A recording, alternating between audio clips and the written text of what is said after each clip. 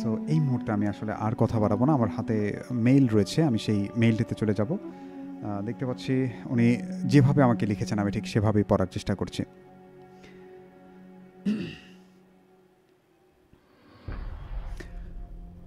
আসসালামু আলাইকুম রাতুল ভাই, আশা করি ভালোই আছেন। আমি মোহাম্মদ আরিফুল ইসলাম নাহিদ।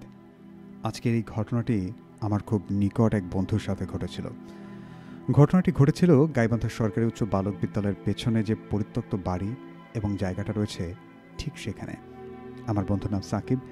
সে খুব ভদ্র ছেলে, পড়াশোনাতেও বেশ ভালো, আর ওর বাড়ি ছিল গোরস্থান পাড়াতে। সাকিবের বাড়ির ওই ঠিক পরিত্যক্ত বাড়ির সামনেই ঘটনাটি ঘটেছিল কোনো এক বৃষ্টির রাতে। আমরা তখন এক প্রাইভেট পড়তাম। রাত 9টার সময় প্রাইভেট শেষ করে সবাই মিলে একসাথে বাসায় ফিরছিলাম। তখনও বৃষ্টি হচ্ছে, বৃষ্টির ফোঁটা মাটিতে পড়ছে। আমরা যখন আসছিলাম বয়েজ স্কুলের সামনে দিয়ে, ওর বাড়ি বয়েজ স্কুলের পেছনে হয়, ও ওদিকে চলে গেল। আমি সাকিবকে বললাম, তাহলে যা বন্ধু, কালকে দেখা হবে। সাকিব বলল, আচ্ছা ঠিক আছে। এই বলে সাকিব তার বাড়ির উদ্দেশ্যে অন্য রাস্তা দিয়ে চলে গেল। এরপর দিন সাকিব স্কুলে আসে না। তো আমরা কয়েকজন মিলে ওর বাসায় গেলাম ওকে ডাকতে, কিন্তু গিয়ে দেখি সাকিবের অনেক জ্বর। আমি বললাম, কিরে সাকিব, কালকে তো সব কিছু ঠিক ছিল, তো জ্বর তো আসার কথা না। এরপর আমরা চলে আসি, 12 দিন হয়ে যায়, আচ্ছা সরি 1-2 দিন হয়ে যায়, তারপর 5 দিন 9 দিন হয়ে যায়, তারপরও ওর জ্বর ভালো হয় না। সাধারণ জ্বর হলেই 2 থেকে 3 দিনের মধ্যে ভালো হয়ে যায়। কে জানতো যে ওই দিন সাকিবের সাথে কি হয়েছিল। এরপর দিন আমি সাকিবকে দেখতে গেলাম। ওকে বললাম, কিরে তুই কি ভয় টয় পেয়েছিস নাকি? এই কথা বলতেই ও কেঁদে ফেললো। বললাম, আরে কাঁদিস না, বল কি হয়েছিল। রাতুল ভাই, এরপর সাকিব আমাকে যেভাবে বলেছে আমি ঠিক সেভাবে লিখছি। ওই দিন তোদের সাথে কথা বলার পরে আমি যখন ফিরছিলাম ওই পরিত্যক্ত বাড়িতে, আমি দেখি একজন সাদা কাপড় পরা মানুষ আমাকে ডাকছে ওই বাড়ির দিকে। আমি কেন জানি নিজেকে আটকাতে পারলাম না, আমার মনে হচ্ছিল যেন ওখানে দৌড়ে চলে যাই।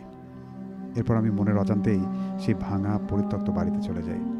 আমি বাড়ির ভেতর গিয়ে দেখি, সেই ভেতরের দৃশ্যটা দেখে মনে হচ্ছিল যেন ওখানে এখনও মানুষ বাস করে, তবে দিনের বেলায় তো ওখানে এমন কাউকে দেখিনি। এরপর ওই সাদা কাপড় পরা মানুষটি আমাকে একটা ভয়ঙ্কর পুরুষ এবং নারী মিশ্রিত কণ্ঠে আমাকে বলল, কতদিন অপেক্ষা করেছি, কতদিন অপেক্ষা করেছি এই দিনের জন্য, অবশেষে আজকে হলো সেই সুযোগ। তখনই দমকা হাওয়ায় ওই মানুষটার মুখ থেকে কাপড় সরে গেল। আমি দেখলাম সেই সুযোগে, আমি দেখলাম সে আসলে কোনো মানুষ ছিল না। তার মুখটা ছিল রক্তে ভরা, তার চোখ দিয়ে রক্ত পড়ছে এবং তার মুখ দিয়েও আসছিল পচা মাংসের গন্ধ। ওই গন্ধটা তার পুরো শরীর থেকে আসছিল। পচা গন্ধটা ছিল এমন যেন মানুষের লাশ অনেকদিন রেখে পোড়ালে যেমন গন্ধ বের হয়, ঠিক তেমন। হঠাৎ আমি ওসব দেখেই ওই জিনিসটা আমাকে বলল, আচ্ছা ওই জিনিসটা দেখতেই ওই জিনিসটা আমাকে বলা শুরু করলো, আচ্ছা আজ আমি তোর মাধ্যমে আমার আবার শরীর পাবো। এইসব দেখে আমি দৌড়াতে যাবো, এমন সময় জিনিসটা আমাকে জড়িয়ে ধরলো। এরপর আমার আর কিচ্ছু মনে নেই। সকালে যখন আমার জ্ঞান ফিরলো তখন আমি দেখলাম আমি আমার বাসায়। আমি আমার মা বাবাকে জিজ্ঞাসা করলাম আমি মানে এখানে কীভাবে এলাম। তারপর মা বাবা আমাকে বলল, সকালে কয়েকজন মানুষ ফজর নামাজ পড়তে যাওয়ার সময় তারা নাকি তোমাকে দেখতে পায় এবং চিনতে পেরে বাসায় রেখে গেছে। রাতুল ভাই, সাকিব আমাকে এইটুকুই বলেছে। এরপর আমি ওর বাবা মাকে এই ঘটনার আচ্ছা বললাম। এই ঘটনার পর ওনারা একজন ভালো হুজুরকে ডেকে নিয়ে আসেন এবং ওই হুজুর একটা ভালো তাবিজ দেন এবং হুজুর ওকে বলেন, চিন্তার কোনো কারণ নেই, ওই জায়গাটা পরিত্যক্ত, ওখানে একটা জিন বসবাস করে, ও তোমাকে ভয় দেখানোর জন্য এসব করেছে। এরপর থেকে ওই জায়গায় বা ওই জায়গার সামনে দিয়ে কখনো একা আসবে না। ওই ঘটনার পর থেকে ওরা বাসা চেঞ্জ করে এবং বর্তমানে ওরা মধ্যপাড়াতে থাকে। এরপর থেকে ওর সাথে আর কোনো ঘটনা ঘটেনি, তবে আজও সাকিব ওখানে যেতে ভয় পায়। তো রাতুল ভাই, এই ছিল আমার ঘটনা। ভুল ত্রুটি হলে ক্ষমাসুন্দর দৃষ্টিতে দেখবেন, ভালো লাগলে পড়ে শোনাবেন। আজকের মতো বিদায় নিচ্ছি। আমি আরিফুল ইসলাম নাহিদ। নাহিদ, চমৎকার একটা ঘটনা ছিল, গাইবান্ধার ঘটনা। আমি জানতামই না। আমি যখন বয়েজে পড়তাম তখন থেকে দেখতাম ওই বাসাটা পরিত্যক্ত। মাঝে মধ্যে আমরা টিফিন টাইমে আমাদের যে বয়েজ স্কুলের যে ওয়াশরুমটা ছিল ওপাশ থেকে মানে ওই বাসার কিছু অংশ দেখা যেত এবং আমরা যখন ইসলামিয়ার গলি দিয়ে যখন মধ্যপাড়ার দিকে যেতাম তখনও দেখতাম ওই বাসাটা পরিত্যক্ত, বেশ অনেক লম্বা লম্বা ঘাস এবং অনেক বড় বড় গাছ, দেখে একটা ভুতুড়ে পরিবেশ মনে হয়। তারপরও আসলে এরকম ঘটনা যে ঘটেছে ওই বাসায় এটা ফার্স্ট জানলাম। তবে সাকিবের জন্য শুভকামনা, সাকিব সাবধানে থাকুক এবং প্রত্যেকেই যারা ওই রোড দিয়ে চলাচল করেন, ছোট বাচ্চা বা বয়সে যে সকল ছোট ভাই আছে আমার, সকলকেই আমি সাবধানে চলাচল করার জন্য অনুরোধ করছি। তো যাই হোক, সর্বোপরি ধন্যবাদ জানাতে চাই আরিফুল ইসলাম নাহিদকে চমৎকারভাবে এই ঘটনাটি উপস্থাপন করার জন্য।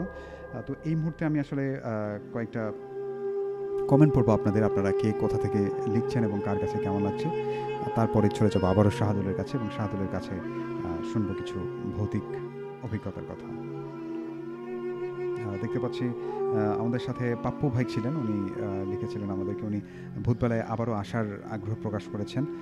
তো পাপ্পু ভাই আপনার জন্য অনেক অনেক ভালোবাসা। এবং বরকত ভাই দেখছিলেন আমাদেরকে।